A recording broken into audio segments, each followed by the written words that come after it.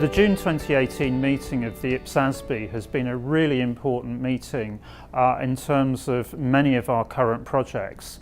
In particular, we've approved our new financial instruments standard, IPSAS 41, in terms of both the review of responses and responding in terms of additional guidance. So that's a real landmark for the board.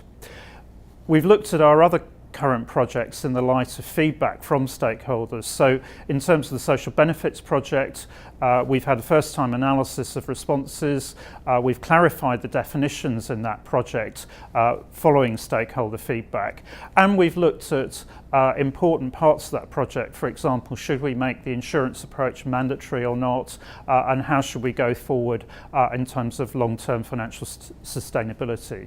So some very important discussions on that project. In terms of other projects, we've worked on both our revenue and non-exchange expenses project. And we've given important direction to staff in terms of how to take those forward. Most importantly, on the revenue project, we've taken firm decisions that we will move forward with the public sector performance obligations approach, which will then drive a lot of thought over the next few meetings in terms of particularly how do we account for grants and transfers, and that will work with our non-exchange expenses project as well, so that we get the accounting on both sides of grants and transfers.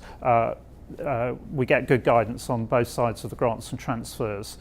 We've also done a lot of work in terms of measurement, taking that project forward, focusing both on the assets side and looking at the more detailed material on that and a flowchart approach in terms of that standard. And also we've had some preliminary discussions in terms of the liability side on measurements. So very broad range of coverage in terms of the meeting and some important strategic decisions taken in terms of how we move those projects forward.